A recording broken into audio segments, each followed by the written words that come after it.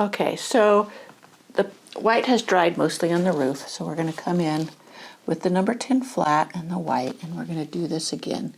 And you start at the top and work your way down, pulling that white paint in.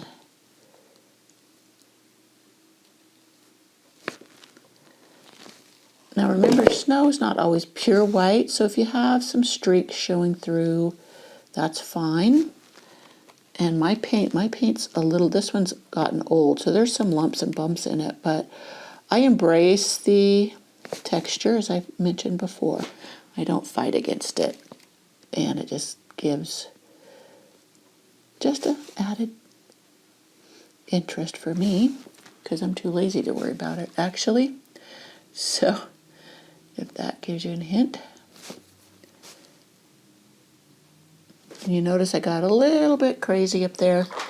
And I rinse out my brush, tap it dry. It's got a little bit of moisture in it. Whoops, too much moisture. I just saw a drip. Take it slow. The drip came, and there, as I dry my brush, I'm dipping it up. So we're going to add some shadowing down here on the roof line. Make sure I got plenty of white in there. Get a touch of the French blue to my brush, and then I'm just going to pull it up. The paint may be a little bit damp still, but that's okay. Blends it in. Blends it in. And I'm going with the angle of the roof line.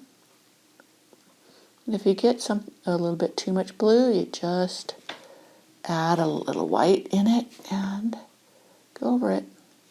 Be careful of the line down here. I just went over it a little.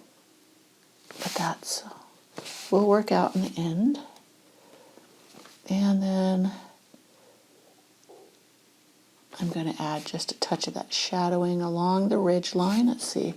Very gentle pressure. Very gentle pressure. And it adds just a little bit of shading to that.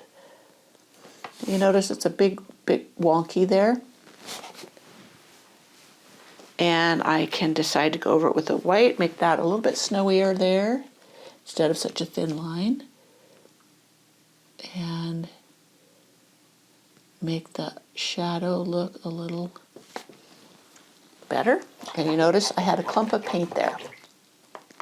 That is the downside of having the clumps. If you're trying to do detail work, it can get in the way.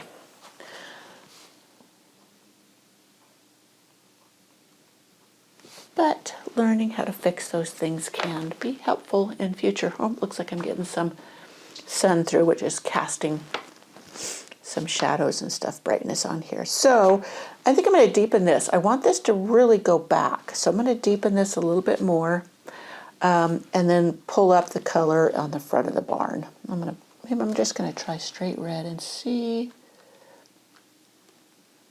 what that does.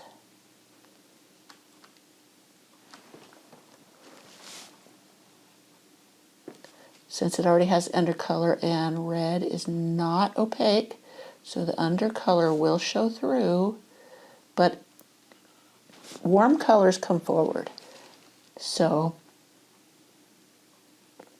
adding this layer of the cardinal red will bring the front of the barn forward, and we want to add a little bit of the brown. My brown's drying up, and a touch of the black. Nope, that was way too much black, I think. To the back. Maybe I'll just streak it on there. I won't do a solid coat. Just streak it on, make it look like barn boards. Perfect.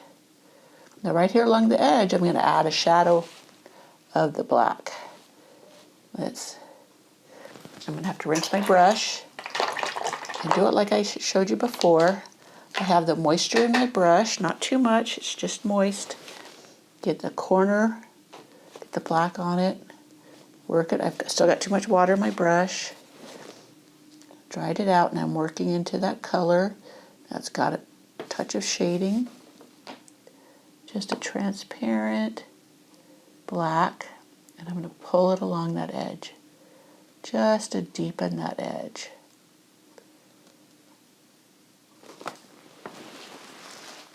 And make it look like the front is casting a shadow on the back.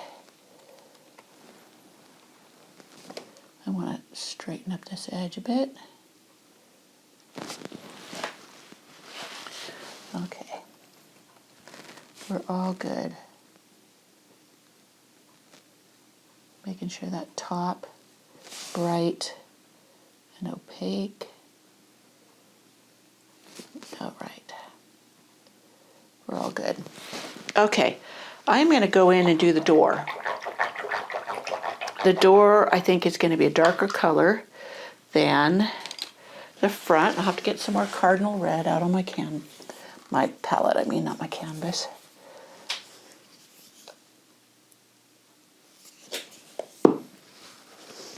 And I think I might brush mix it this time, which is always doable. The green is becoming too thick. So let's see what that does. I just did the green this time to tone it.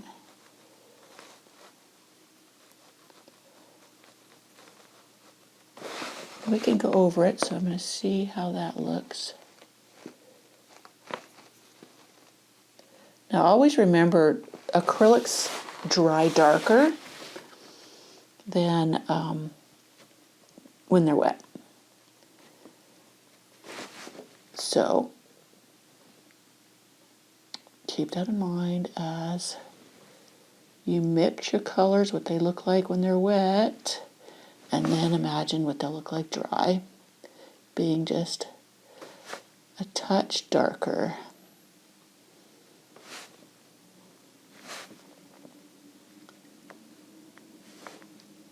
Okay, that works for me. I got to pull it all the way down because I'm starting to make lines in the center, and I probably will have to go over that once it dries. Okay, let's take a break and walk away. So here we are back here. We put the door in, changed my battery. Now we're ready to, I want to add the snow line. Here, finish that up over there and get that going. And just fill it in. You see how down here's where it was located, and now we're gonna put in some more. My paint's drying on the palette. I got it very warm in my studio accidentally, so. But don't worry, we can blend it all in. We're just trying to get it on here so that it is in the proper space. And all of that, bring it right up to the post. Don't worry about going over the post because the dark color will cover the white easily.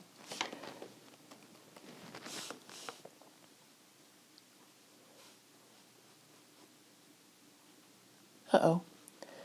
What was I doing with the barn there? I kind of got it. Oh, that's right. My barn was up too, or down too low. That's what it was. Okay. Scared myself there for a minute that I made a huge faux pas. Not that I wouldn't be able to fix it, but you know what I mean. Okay. There we go. Now, snow is not always just perfectly smooth, so don't worry about ridges, lumps, and bumps.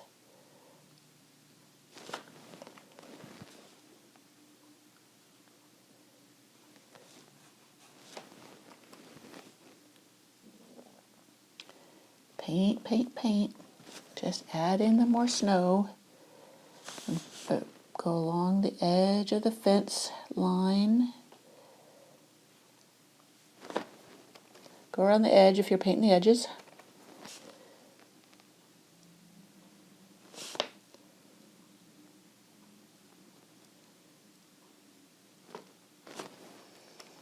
And get some more paint if you need to. Which it looks like I will need to. So that's what I'm going to do. I'm going to fill in around here with all the white. So I know it's going to be pretty boring and you don't need to watch that because it's just a matter of painting in some white color. You don't have to obscure all the blue in here because that creates some shadowing. But I'm going to go paint in the white and then I will be back. Just so you know, for speed, I'm using the 3/4 inch brush. I forgot to tell you that.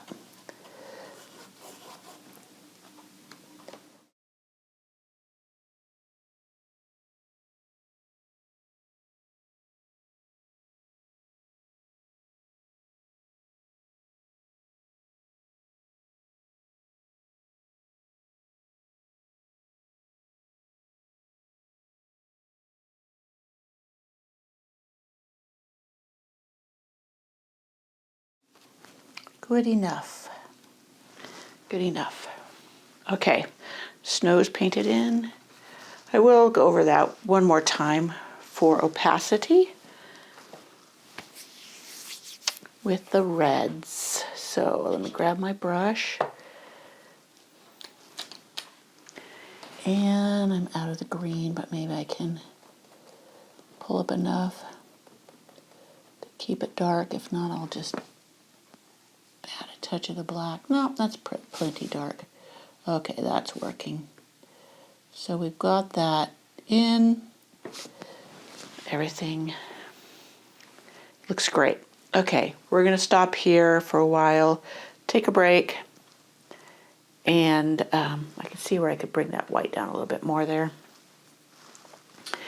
And step back and take a look, and then we'll come back in and do the trim work on the door and window.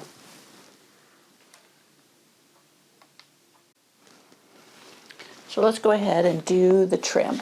I have this cinnamon out here, and if I find it a little stark or a little dark, I just touch in some of the white. But this is the 10-aught Royal Majestic brush that I enjoy using because I'm so heavy-handed that I have a hard time making really thin lines with the number 2, but a lot of people have great success with the number 2 liner. And what we're going to do, and I'm going to try not to get my arm in the white paint of the snow because that's still wet. I'm just going to go around the window with a thin line, as thin as possible, and trim it out. Whoops, see, I have a hard time, and I need to wedge my hand. And what's hard is I'm trying to avoid the wet paint, so it probably would have been wiser to do this after it was dry. But I can go in and pick up that little spot. I rinsed out my brush and pulled out excess water, and now I'm pulling up. And if you find you can't clean it up that way, feel free to go over it with a touch of the black because that will go over or cover just about anything. So if you're heavy-handed or you just can't draw or do a straight line, then that's the answer for you as well as for me. Okay, so I'm getting more. I'm going to dampen the brush a bit because I want to make it inky so it pulls easily.